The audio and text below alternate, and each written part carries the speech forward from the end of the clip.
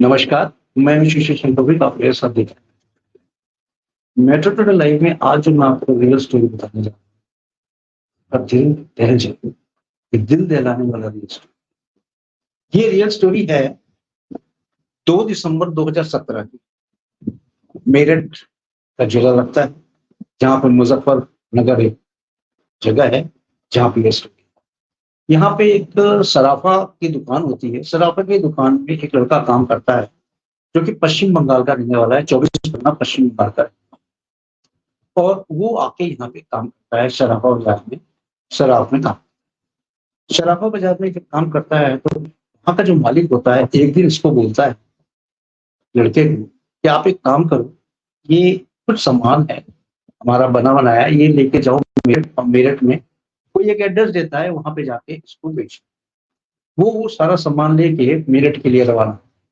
जब वो मेरठ के लिए रवाना होता है तो मेरठ जाते समय कबाड़ी बाजार से होके जाना।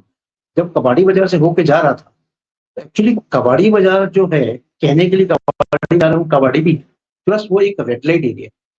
जब वो रेड लाइट एरिया से होकर जा रहा था तो वहां क्या देखता है कि खूबसूरत खूबसूरत लड़कियां खड़ी हैं, कोठे पे ऊपर खड़ी है, नीचे खड़ी है, और इतने कम से कम कपड़े पहन रखी है जिसे देखते ही लोग ये लड़का पहली बार जा रहा था। इसको देख के अचंभा हुआ कि भाई इतने कम कपड़े पहन के लड़कियां यहाँ क्यों सज धज के।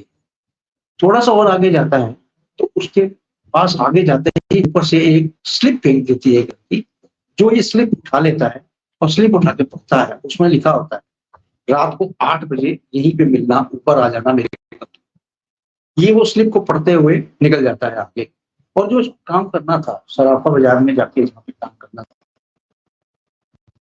मेरे, जो उसके बॉस ने काम दिया था वहां पे माल देना, वो माल वाल दे के वहां पे टाइम बिताने का काम।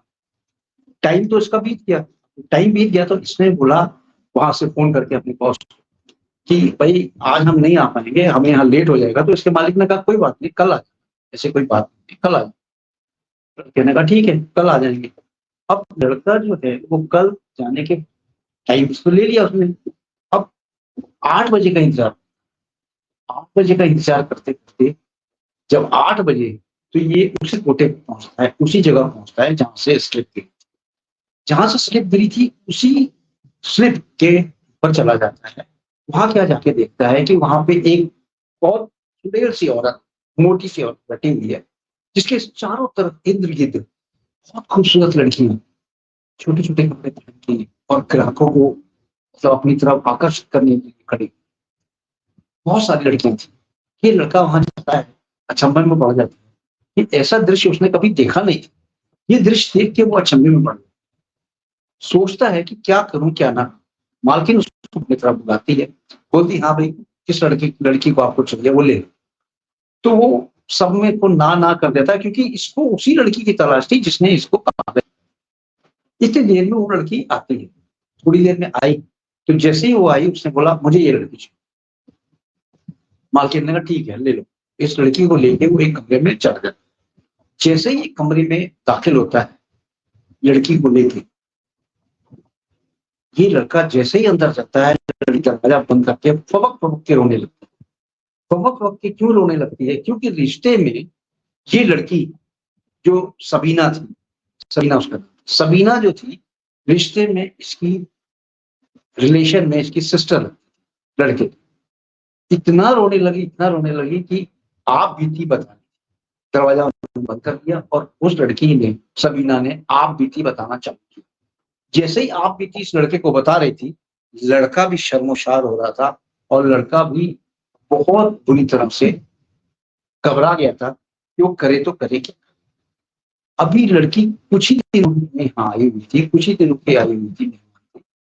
जब ये देखा जाता है कि यहाँ पे जितनी भी कॉल गर्ल्स होती है उनको कई ग्राहकों से गुजरना, और हर ग्राहकों से गुजरने के लिए इनको हर बार तैयार किया जाए। इनके पास एक इंटॉक्सिकेशन इंजेक्शन होते हैं जिससे एनर्जी आती है, उस एनर्जी को हर लड़की को ये लगा देते हैं ताकि ये खूब कमाई दे सके। कमाई का एक जरिया होती है, और यंग लड़कियां जो होती हैं वो कमाई के ज्यादा जरिए। इतना सुनते सुनते जब वो सुन रहा था, कुछ समय बीता होगा अंदर कहानी सुनते, इतने देर में दरवाजा खटखटाया जाता है। जैसे ही दरवाजा खटखटाया जाता है, इसमें देखता है कि एक दूसरी लड़की उस कमरे में प्रवेश करती है। जैसे ही वो दूसरी लड़की प्रवेश करती है, ये लड़की वो देख के घबरा जाती है कि ये दूसरी लड़की आ गई।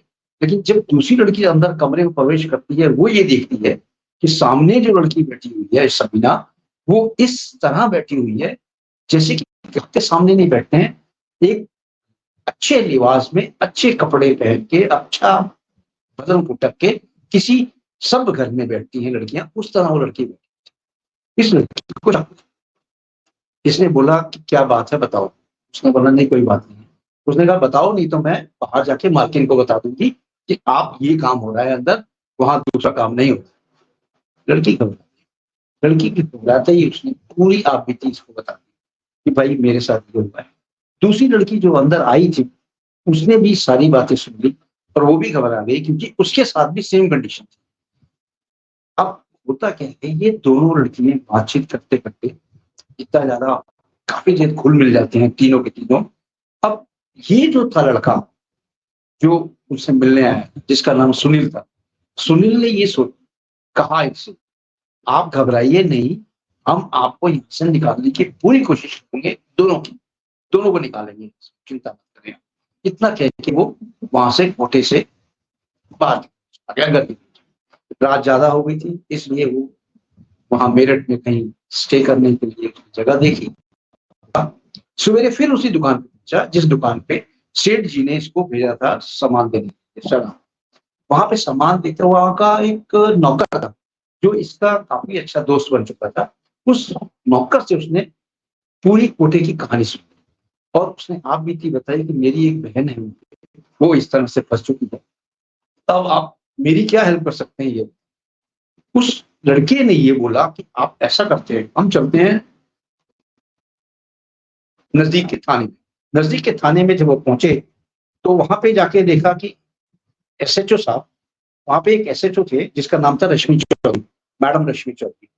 वहां पर डीएसपी थे मिस्टर संजीव और एसएसपी थे मंजिल सिंह जी। ये इन तीनों को ये कहानी बताई गई। ये तीनों ने फिर एक स्ट्रेटेजी बनाई कि हम किस तरह से यहाँ पे जाके इस कोटे पे छापा, क्योंकि बगैर कोटे पे छापा मारे लड़कियां बरामद नहीं हो सकती थी और रेड लाइट एरिया में से छापा मारने के लिए उनको पूरी स्ट्रेटेजी बनानी पड़ती है। स्ट्रेटेजी बना के बात भी पुख्ता निकले, कमरे नंबर भी सही निकले, ताकि वो छापा मारे लड़की भी मार सके।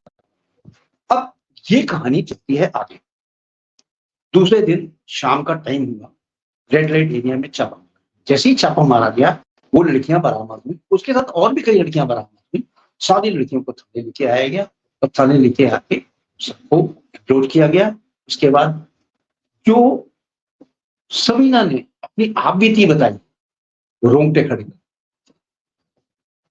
एसएचओ रश्मि चौधरी ने उसे डाल लिया, उसको बोला बेटी बताओ क्या हुआ। रश्मि ने जो कहानी बताई वो इस तरह, रश्मि ने बोला कि मैं अपने घर से निकली थी जाने के लिए कॉलेज। मैं थोड़ी ही दूर चली होगी, मुझे लोग एक कार आई और कार में मुझे घसीट के लोगों ने डाल दिया, और लोगों ने डाल दिया, मुझे क्या इंजेक्शन दिया क्या पिलाया मुझे नहीं पता। जब मेरी नींद खुली तो मैं इस कोठे पे पाई गई। जब मैं इस कोठे पे थी मैं खुद घबरा गई कि मैं ये कहाँ आ गया। जब इस कोठे पे मुझे पहुंची तो लोगों ने देखा कि मैं घबराई हुई थी। लोगों ने मुझे काफी कारण समझाया, खाना वाना खिलाया, मुझे बोला कि भाई आपको यहाँ लाया गया है, आपकी पूरी देख रेख की जाएगी और आपको ये काम, यानी यहाँ पे ग्राहक आएंगे आपके पास, उनको संतुष्ट करना। ये लड़की घबराई हुई थी, सबीना घबराई हुई थी, लेकिन फिर भी इसने हिम्मत नहीं हारी। इसने कहा चलो ठीक है हम कोशिश करेंगे यहाँ से भागने की, इसके दिल में था। लेकिन भागना कहाँ, इस कोठे पे जो आ जाता था वो पूरे जोरों शोर से पकड़ लिया जाता था। ये 7 महीने का वक्त हो चुका था इसको इस कोटे पे। 7 महीने में इसकी जो हालत हुई थी वो बद से बदतर थी, क्योंकि रोज कितने ही लोग इसके पास आते थे जाते थे और हर मिनट में इसको तैयार कर दिया जाता था। क्योंकि ये नई लड़की थी, यंग एज की थी, इसलिए ग्राहक इसको ज्यादा पसंद करते थे और काफी कुछ इसने सेक्रीफाइस भी किया। अब इसी तरह से काफी होने के बाद रश्मि ने ये भी बताया कि उसके साथ मालकिन स्वताला व्यवहार करती थी, थी, क्योंकि जो उसके पास ग्राहक उसको पैसा दे के देते थे, वो सारे पैसे वो रख लेती थी मालकिन, हमें उसमें से कुछ पैसे दे देती थी खर्च। ये कहानी सुनने के बाद जब रश्मि ने और संजीव ने और मंजिल ने, जो वहां के एसएसपी साहब थे मंजिल में, उन्होंने वहां पे प्रेस कॉन्फ्रेंस में जो चीजें व्याख्या की और जो अखबारों में निकला वो दिल दहला गया, क्योंकि हर पत्रकार ने इसको छापा और हर पत्रकार ने वहां की निंदा की और हर पत्रकार ने इस कहानी को छापा। इस कहानी को पढ़ने के बाद लोग इतने भयभीत हो गए कि वहां की पूरे हवा हवास विश्वास चेंज। अब लोगों ने अपनी लड़कियों को, अपनी बहनों को बहुत ही सोच समझ के बाहर भेजना शुरू किया और काफी कंट्रोल भी किया और काफी इनको समझा। अब देखिए, अगर वो लड़का सुनील सबीना की कहानी नहीं सुनता और सबीना उसको ये कहानी नहीं आती, उनका ये मुलाकात थी, सबीना शायद छूट भी नहीं सकती। सबीना वहीं पे रहती और उसका जो दुर्दशा होती, वो सारी जो वॉल्गर्स होता है वही सेम उसका भी होता। लेकिन उसकी किस्मत कुछ अच्छी थी, उसके साथ और भी कई लड़कियां वहां से रिलीज हुई हैं।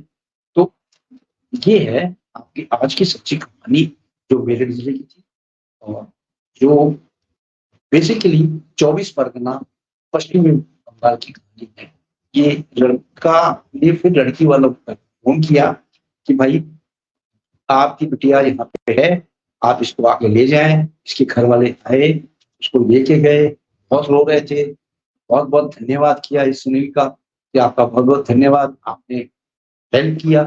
और देखा, ये तो एक जागरूकता होती है इंसान में, इंसान के ही काम आता है। लेकिन ये देखो आपकी किसी तरह से इस सबीना ने 7 महीने काटे, 7 महीने काटने के बाद इस कंडीशन में पहुंची थी जहां से वो निकाली। तो मेरा कहने का मकसद ये है कि किसी भी तरह से कोई भी बरगलाए किसी को भी, आपको कहीं नहीं आना जाना है। क्यों? क्योंकि पूरा आपको भी नजर रखनी है आपके ऊपर, अपने ऊपर।